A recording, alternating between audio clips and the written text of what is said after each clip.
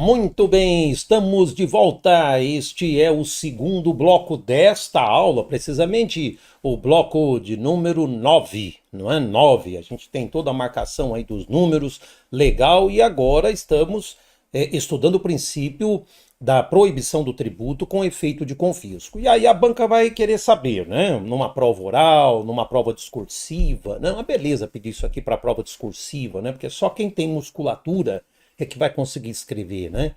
A banca perguntaria, ó, existem critérios objetivos para a definição do que é confisco no Brasil? A resposta, não, não existe. Ah, mas então como que é a aferição do confisco no Brasil? Ela é casuística? Perfeito, ela é casuística, é caso a caso. Ah, mas como que eu vou saber se o tributo ele é confiscatório ou não? Não, não há critérios objetivos na doutrina e na jurisprudência. Eu tenho um capítulo inteiro que eu escrevo sobre esse princípio, né, no meu livro, um capítulo. Cada princípio é um capítulo do livro, né, são várias páginas, né, e você vai ter um ou outro elemento para trabalhar. No dia a dia, nós advogados temos um ou outro elemento para a gente trabalhar. Tá, professor, mas pelo menos alguma jurisprudência, de repente a banca vai por ali? Sim, você vai conhecer agora nos próximos slides. Então vamos reler esse slide, porque ele é muito rico em informação, ó. Existe uma difícil interpretação para definir o que é o efeito confiscatório. Então, lendo comigo, vou abrir o slide. Ó. Vamos lá. O dispositivo é bastante lacônico. A Constituição não nos deu subsídio, não nos deu tranquilidade para definir esse resultado, né? A aferição da tributação confiscatória é quase sempre casuística, portanto, por quanto, né? Ou seja, por quê? Não há no Brasil parâmetros objetivos, com moldes cartesianos pré-estabelecidos, delimitadores do que vem a ser uma tributação tradutora, né, de confiscatoriedade. Segundo o entendimento da doutrina e do STF, a proibição do efeito confiscatório da exação tributária não está estabelecida em critérios objetivos. Eu poderia discorrer mais longamente sobre essa matéria, né, como discorro para os meus alunos em nível de pós-graduação, falamos de mínimo existencial, falamos de um monte de coisa, mas aqui penso eu que escaparíamos do escopo, do objetivo do concurso público, porque as questões de concurso, elas são mais pão, queijo. Essa é a diferença entre vocês e os meus alunos de uma pós-graduação. Lá a gente polemiza, a gente critica, a gente viaja. Isso é a pós-graduação, para despertar a capacidade crítica. No concurso, a gente não tem nem muito tempo para isso e tem que ficar no que cai. Então, é a experiência nossa em cima das bancas, a jurisprudência de banca. Então, aqui os slides trazem exatamente o caminho que você tem que seguir. Tá? Então, esse slide aqui eu já conseguiria extrair informações para teste. Esse slide aqui, tá bem? Então, vamos seguir, sem prejuízo depois de vocês lerem o livro e terem lá mais informação, tá?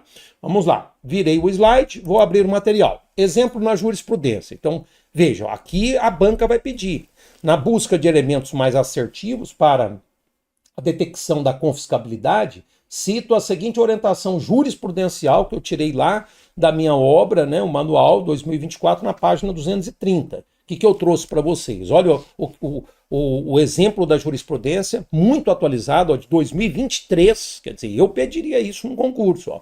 Em 22 de setembro de 23, o STF, na ADI 2521, entendeu que a majoração da alíquota para o custeio do regime próprio de previdência social de servidores públicos estaduais de Pernambuco, foi uma questão lá de Pernambuco, né, de 10% para 13,5% e ainda depois para 14%, revela-se razoável e proporcional, não é? De modo que não produz efeito confiscatório nem atenta contra o princípio da irredutibilidade remuneratória, né? Então nem preciso dizer que quem vai prestar um concurso, por exemplo, no estado de Pernambuco, questão de tributário, isso aqui seria super bem-vindo lá. Mas não é só para quem vai prestar concurso lá. Isso é uma questão que o Brasil inteiro pode pedir. Eles registrariam esse caso concreto, não é? Já que foi analisado pelo STF, contariam essa história, você se lembraria da minha aula, não, o professor Sabac falou isso aqui. Tem essa alíquota para servidor público, tal, de 10, subiu para 13,5, depois 14, isso não é confisco. Não atentou contra os princípios da razoabilidade e proporcionalidade. Mais um exemplo, lá no livro eu discorro longamente sobre razoabilidade e proporcionalidade. Fugiria ao escopo aqui da aula de tributário. De repente você vai aprender isso mais em direito administrativo e tal. Eu precisaria de muito tempo para falar de razoabilidade e proporcionalidade. Então já estou me mantendo no que eu reputo que possa vir no seu concurso. Então trouxe essa atualíssima jurisprudência para vocês, tá? Vamos adiante? O que mais que nós temos? Ó, qual que é o destinatário? Esse princípio da não confiscabilidade, ele está endereçado para quem? Vamos lá.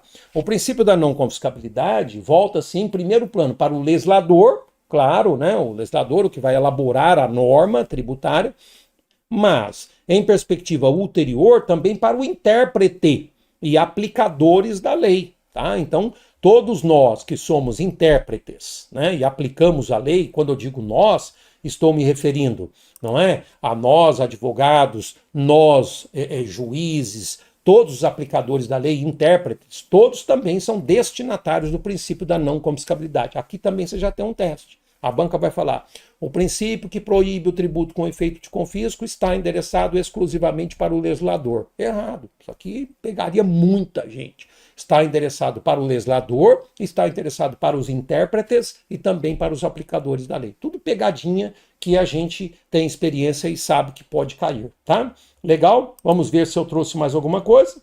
Já está acabando, aí é o último slide. Multas excessivas. Esse é um tema super quente na matéria, ó. O alcance possível do princípio. Então vamos lá. O princípio da vedação à utilização de tributo com efeito de confisco, previsto expressamente na Constituição, aplica-se igualmente às multas tributárias, de modo a limitar, conforme jurisprudência pacífica do STF, o poder do Estado na instituição e cobrança de penalidade. Que legal, professor. Isso aqui é teste? Nossa, isso aqui é uma violência para teste, tá? Dessa forma, pode-se concluir que é plenamente aplicável, à luz da doutrina e da jurisprudência, o princípio tributário da não confiscabilidade às multas que se nos apresentem iníquas. O que significa iníqua? Excessiva, né? Aquela multa que onera demasiadamente. Professor, isso cai? Não, isso não cai, isso despenca. Eu até diria que, assim, das questões que existem sobre o princípio da não confiscabilidade, as questões em direito tributário, boa parte delas versam sobre este slide, tá joia? Então vocês vão acertar. Então, olhando para mim, eu e você sabemos que tributo não tem nada a ver com multa. Você vai aprender depois isso melhor em outro momento, a diferença de tributo e multa. São situações antagônicas. Tributo não se confunde com multa. Entretanto, a doutrina e a jurisprudência do STF entendem que é possível aplicar um princípio tributário a uma realidade que não é tributo, que é a multa. Eu lhes apresento o princípio da proibição do tributo com efeito de confisco. Em quais situações? Quando você lidar com multas que são excessivas, que são onerosas em demasia, multas que chegam a embaraçar o empresário, a atividade empresarial, né, melhor dizendo, por serem iníquas, por serem avassaladoras. Esse tipo de multa, o advogado poderá arguir, como nós arguímos no escritório, e provocamos o judiciário falando, ó, essa multa aqui, excelência, ó, ela é confiscatória. E aí eu explico para o juiz, falo, ó, eu sei que o princípio é tributário, tributo não é multa, tá? Entretanto, o STF e a doutrina majoritária entendem que se aplica esse princípio às multas excessivas. Tudo bem, excelência? Falo com o juiz, na petição, papapá. Estamos bem? Então o concurso vem e vai perguntar. Pode aplicar esse princípio a multas excessivas? Pode. Professor, e como que eu detecto se a multa é excessiva? Resposta, casuística, caso concreto. Não tem um patamar acima de 15 mil reais a multa é excessiva. Isso não existe. Isso não existe no Brasil. É tudo casuístico. É tudo no caso concreto, que você vai avaliar e vai provocar a sensibilidade do julgador para falar, olha, excelência, Vossa Excelência não acha que isso aqui é oneroso? É assim que funciona. É no caso concreto. Estamos bem? Então, querem uma notícia boa? Acabamos de vencer o segundo princípio na nossa aula, que é o princípio da proibição do tributo com efeito de confisco. Espero que vocês tenham curtido. Eu adorei e adoro esse princípio, tá? Já vencemos 2, temos 6 para hoje, tá bem? Então, como eles têm menor densidade dogmática, você está vendo. Poxa, a gente estudou legalidade e anterioridade, assim, precisava de 2 blocos inteiros para o princípio. Aqui a gente está vendo que alguns minutos já são suficientes. Vamos avançar? Vamos para o terceiro? Olha lá. Qual que é o terceiro princípio da nossa aula? Princípio da uniformidade geográfica. Já acabamos o artigo 150, chegamos até o inciso 5º, né? Agora pulamos para o 151, porque não tem mais princípio lá no 150. O inciso 6º vai ser imunidade, que vocês vão aprender também comigo em outro momento. Agora pulamos para o 151, o incisinho primeiro tem o princípio da uniformidade geográfica, também chamado uniformidade tributária. Vamos ler em vermelhinho o que está na Constituição. É vedado à União instituir o tributo que não seja uniforme em todo o território nacional, ou que implique distinção ou preferência em relação a Estado, DF ou município, em detrimento de outro. Admitida a concessão de incentivos fiscais destinados a promover o equilíbrio do desenvolvimento socioeconômico entre as diferentes regiões do país. Muito legal, né? Vamos de novo? O que é proibido? A União. Tá, professor, já estou vendo uma diferença. Todos os princípios até agora estudados eram dos 150. E lá a proibição era para quem? União, Estado, município e DF. E aqui a proibição é só para quem? União. Então, 500.000 vezes em concurso eles fazem essa pegadinha. Aqui é só para a União. A turminha do 151 são 3 incisos aqui, né? Todos esses 3 incisos só se referem à proibição para a União, tá? O que a União não pode? Vamos lá. Instituir um tributo, obviamente tributo federal, que não seja uniforme em todo o território nacional, ou que implique distinção ou preferência em relação ao Estado, DF ou município. Isso que a União não pode. Então, se é um princípio que só vale para a União, só vale para tributo federal. Daqui a pouco nós vamos bater nessa tecla. Agora, tem alguma ressalva aí? Claro que tem. São as 3 últimas linhas. Ó. Admitida a concessão de incentivos fiscais destinados a promover o equilíbrio do desenvolvimento socioeconômico entre as diferentes regiões do Brasil. Quer dizer, nessas 3 últimas linhas, pode ter uma exceção ao princípio, ou seja, pode ter tributo federal com alíquota diferenciada. Né? Professor, mas que interessante isso aí. Demais da conta. Demais. Primeira coisa, você já viu o que o concurso vai fazer. Os princípios do 150, que a gente já estudou todos, se refere à União, Estado, Município e DF.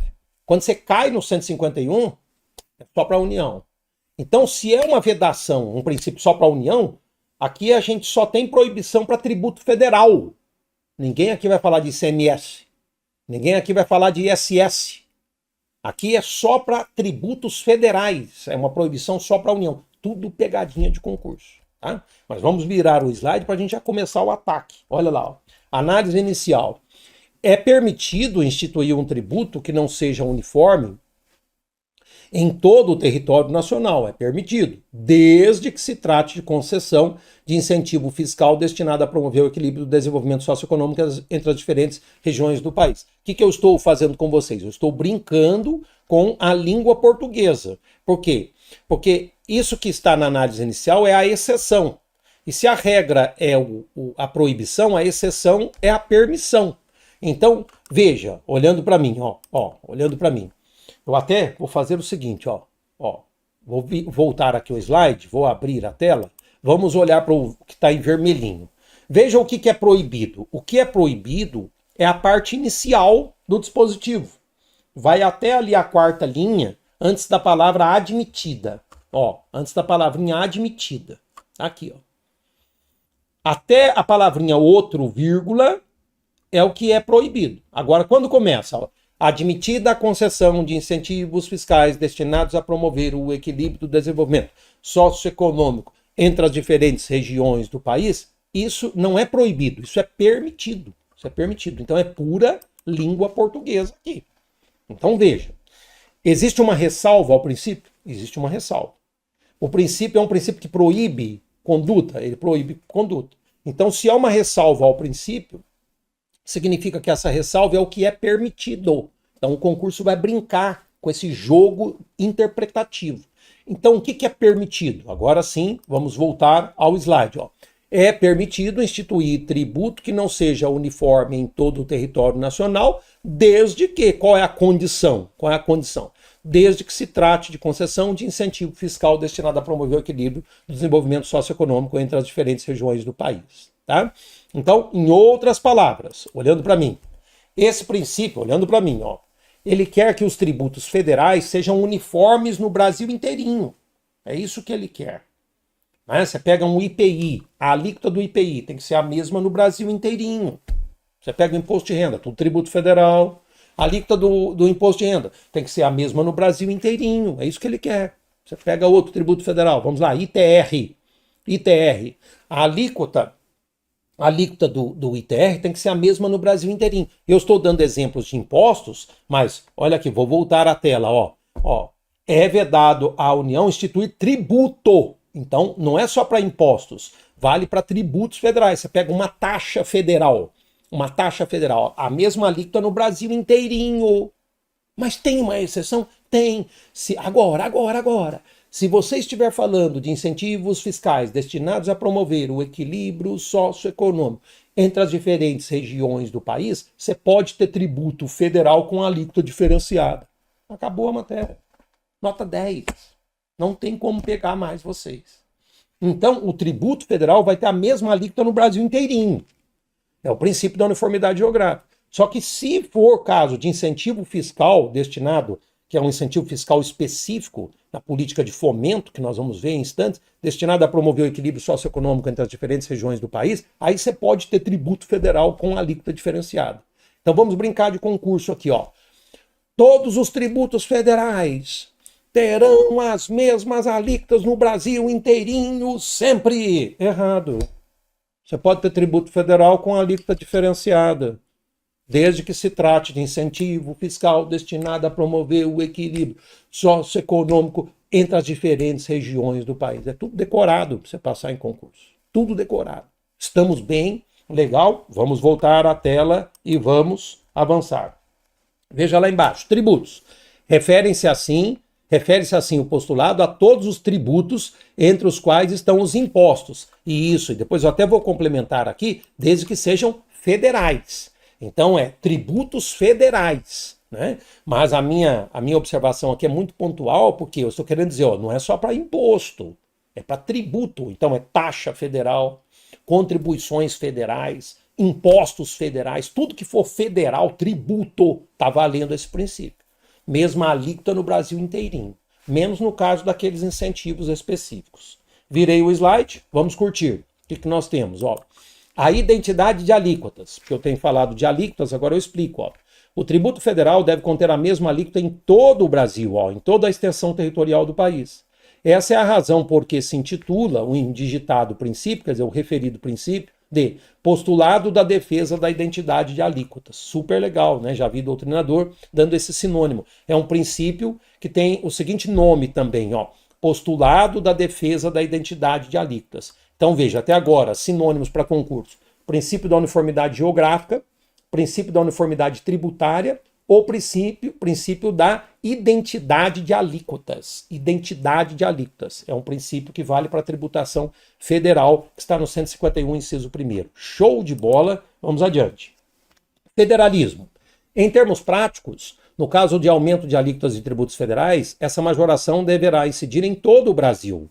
Do contrário, estar-se-á aferindo o princípio constitucional da uniformidade tributária, legal, que é um corolário, que é uma consequência do princípio do federalismo de equilíbrio, vigente em nosso território, como núcleo imodificável, comumente apelidado de cláusula Petra, artigo 60, parágrafo 4º, inciso 1º. Coisa linda, né?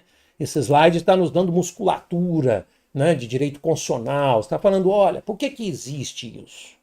Por que existe isso? Por que um tributo federal tem que ter a mesma alíquota no Brasil inteirinho? Por quê? Você vai para uma prova oral, a banca quer saber os porquês. Aí só quem tem maturidade, quem tem musculatura, é que vai conseguir responder.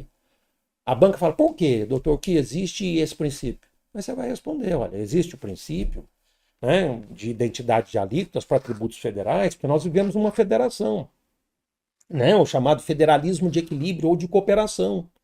Ou seja, nenhuma entidade que compõe a nossa federação, por exemplo, os Estados-membros, nenhum Estado é melhor ou maior.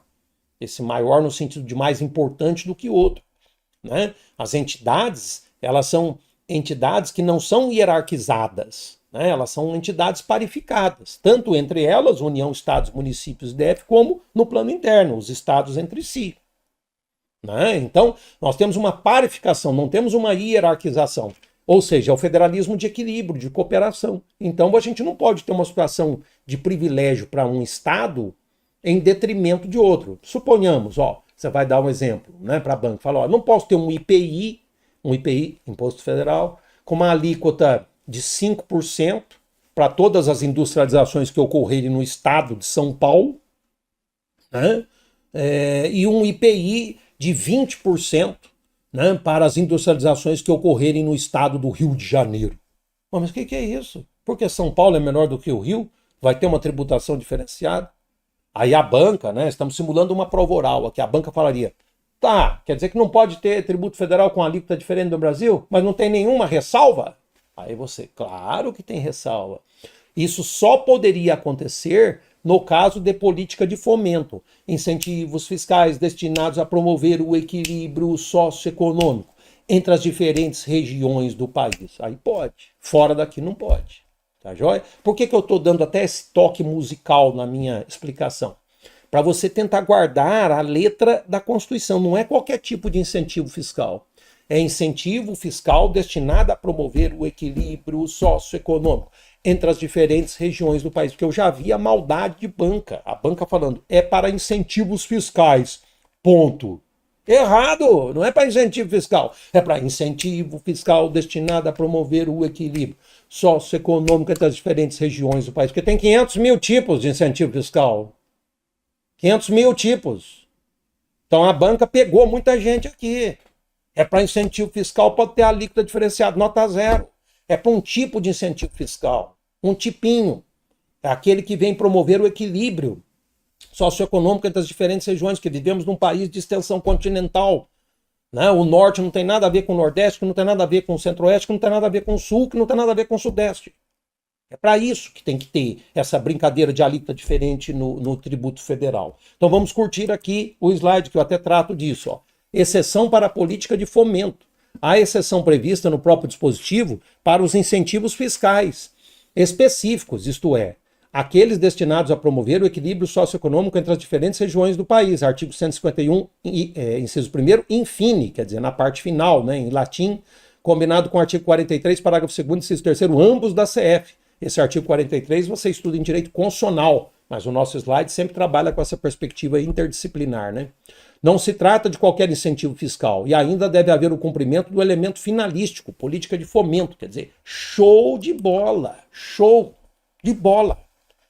né? Não é qualquer tipo de incentivo fiscal, senão não vale a exceção.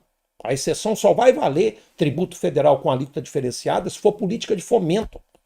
Ah, professor, mas me dê exemplos disso. Ora, nós temos exemplos clássicos, deixa-me ver se eu trouxe aqui. Claro que eu trouxe, olha lá. Ó, como se dá a exceção na prática? Será possível a existência de tributos federais com alíquotas diferenciadas? Exemplo, uma isenção de IPI para empresas que se estabelecessem em pobre localização da região Nordeste, as conhecidas diferenciações estabelecidas para a Zona Franca de Manaus. O caso mais emblemático é a Zona Franca de Manaus, entendeu? Então, assim, não é qualquer tipo de incentivo fiscal, tem que ter essa política de fomento. O exemplo que eu dei São Paulo e Rio é um exemplo que foi legal, foi didático, você captou a mensagem, mas não é o melhor exemplo do mundo. O que é São Paulo e Rio? Nós estamos falando aqui da região sudeste, a região próspera, o que é isso? Você tem que ter um incentivo fiscal que priorize, né, que homenageie o quê? Essa diminuição da desigualdade, né, na nossa federação. Por isso que fala equilíbrio socioeconômico entre as diferentes regiões do país. Fora daqui, você não tem política de fomento, você não pode ter a exceção. Notícia boa, vencemos mais um princípio. Olha que legal, hoje a aula é uma aula diferente, porque são 6 princípios menores, mas eles caem, não é? Podem cair, e você está vendo que dá para a gente tirar 10 na matéria, tá? Temos ainda 5 minutinhos, vamos virar o slide aqui e avançar então na nossa matéria com o 4º princípio, o antepenúltimo, né? Princípio da isonômica tributação da renda nos títulos da dívida pública e nos vencimentos dos funcionários públicos. É o 151, inciso 2º. Como nós estamos no 151, continuo. Só vale esse princípio para a União. Veja ali, ó, em vermelhinho. É vedado à União. Vamos ler o inciso 2º? O que é vedado? O que é proibido para a União? Tributar a renda.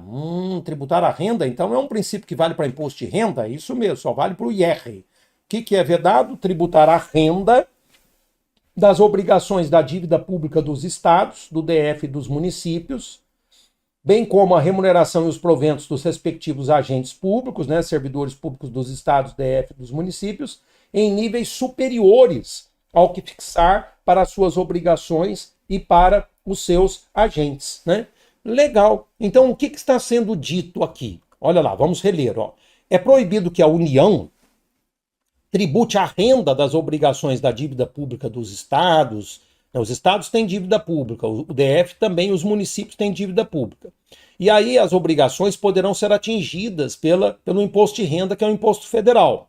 A União não pode tributar a renda dessas obrigações, né, em percentuais superiores àquilo que incidiria sobre as suas obrigações. Então, ó, é vedado a União tributar a renda das obrigações da dívida pública dos estados, do DF e dos municípios, bem como, aqui mudou a história, a remuneração e os proventos dos respectivos agentes públicos. O que são os respectivos agentes públicos? Servidor público dos estados, do DF e dos municípios. Agora, ó, em níveis superiores ao que fixar para as suas obrigações e para os seus funcionários públicos. Tá?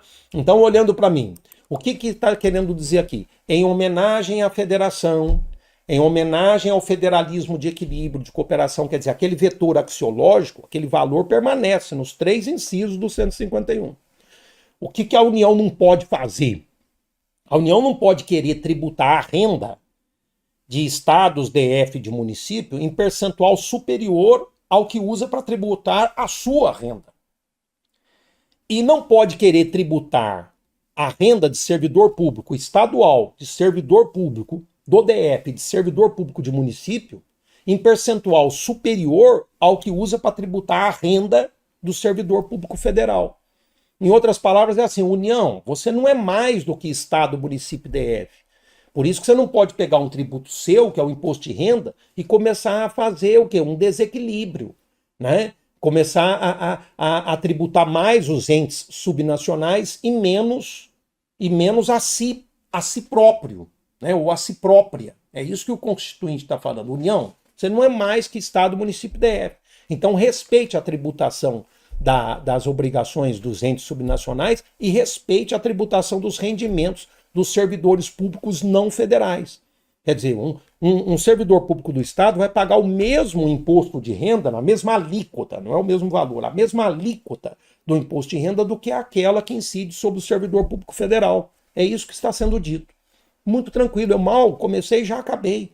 O concurso vai pedir só isso aqui. Aliás, cai pouco esse princípio, mas nós estamos conhecendo tudo, não importa, tá? Então vamos que vamos, vou abrir aqui a matéria, vamos lá. A tributação federal da renda.